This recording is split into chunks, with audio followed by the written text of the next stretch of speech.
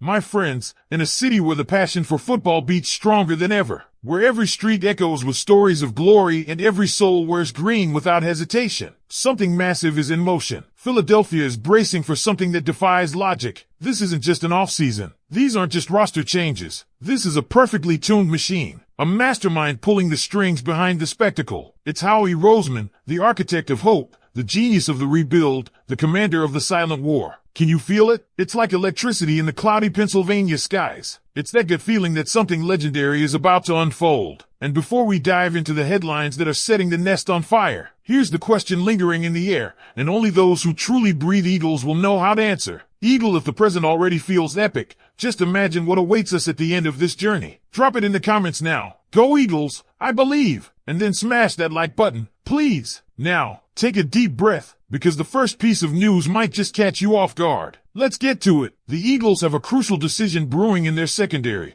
and it centers around a name that's very familiar to this fan base, Asante Samuel Jr. According to ESPN's Jeremy Fowler, the former Chargers cornerback is firmly on Philadelphia's radar. Fowler revealed that the Eagles have been seriously considering bringing in Samuel Jr., but there's one big thing holding it up: medicals. It's all about the medicals, and Howie Roseman isn't the type to take risks lightly, especially with cap space on the line and long-term contract extensions looming for key players like Jalen Carter, Nolan Smith, and Reed Blankenship. Asante Samuel Jr. entered the league in 2021 as a second-round pick out of Florida State and quickly made a name for himself. He was a plug-and-play starter, racking up 37 pass breakups in 50 games and 47 starts for the Chargers. That kind of production doesn't just grow on trees. The kid has serious ball skills, a knack for diagnosing plays, and an instinctive feel for the game that mirrors, no surprise, his father, Asante Samuel Sr., who we all remember as a lockdown DB during his time in Philly. But here's the problem. Samuel Jr. only played 4 games last year due to a lingering shoulder injury that developed into something far more serious. Off-season testing revealed stinger-like symptoms that eventually led to neck surgery. It's a significant procedure and the main reason his free agency has dragged on. He's expected to have a final checkup in July,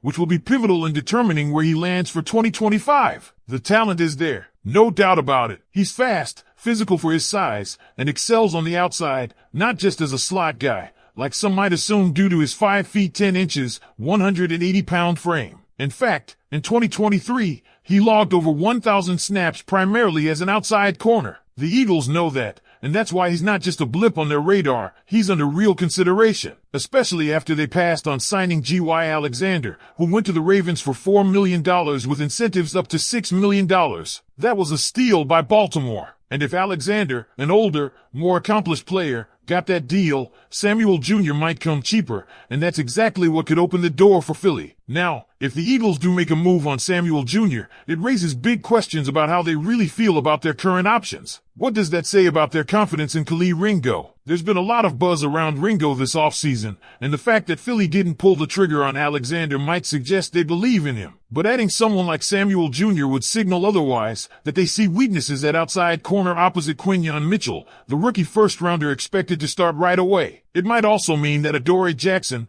brought in as a veteran presence, isn't fully convincing them either. Let's talk about the potential starting alignment if the season started tomorrow. Most projections have Ringo and Mitchell outside, with Cooper DeJean in the slot. That's a promising young group, but also one with question marks. Ringo has upside but is still raw. Jackson is experienced but inconsistent. DeJean is a rookie, though a versatile one who can float around the secondary. So what happens if the coaches see holes during camp? What if Ringo doesn't step up? What if Jackson can't stay healthy or get into rhythm in Vic Fangio's scheme? If Samuel Jr. gets a clean bill of health in July, the Eagles could pounce. It would be a classic Howie Roseman move. Low risk, high reward. Depth, competition, and experience, those are things you can never have too much of in the secondary, especially with the league's growing emphasis on explosive passing attacks. And speaking of Fangio, let's not overlook how his system could factor into all this. Fangio values discipline, recognition, and coverage skills over pure athleticism. Samuel Jr. brings a lot of what Fangio looks for in a corner: IQ, anticipation,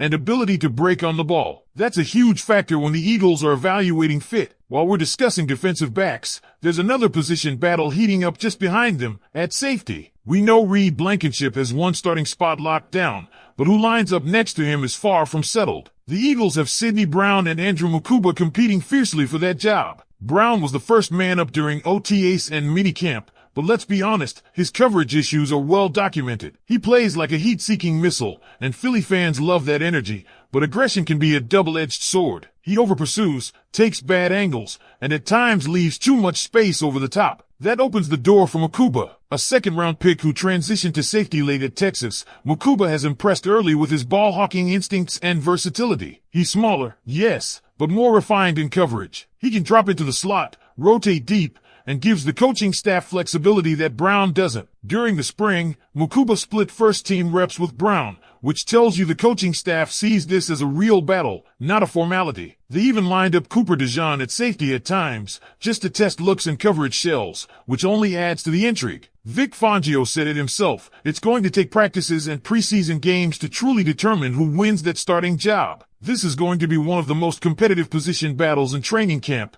and fans should keep a close eye on it. Both Brown and Mukuba have the tools. Both were drafted with high expectations, but only one will earn that week 1 spot next to Blankenship. And if neither proves ready, don't rule out a move for veteran safety Justin Simmons. The former Broncos star, who thrived under Fangio in Denver, remains unsigned. If the Eagles don't like what they see from their young guys in training camp, Simmons becomes a very logical fallback option. A leader, a ball hawk, and someone who knows Fangio's scheme inside out. He wouldn't need to play every snap, but he'd stabilize that back end and help develop the youth. So Eagles fans, we've got potential signings, heated camp battles, and major decisions looming at both corner and safety. This is the type of off-season drama that builds the foundation for championship runs. But now I want to hear from you. What do you think about the potential signing of Asante Samuel Jr.? Should the Eagles pull the trigger after his July medical checkup? Or should they stay the course with Ringo and Jackson? Let me know your thoughts in the comments. Should Philly bet on bloodlines and upside, or ride with the young core they've already got? If the Eagles make the move for Asante Samuel Jr.,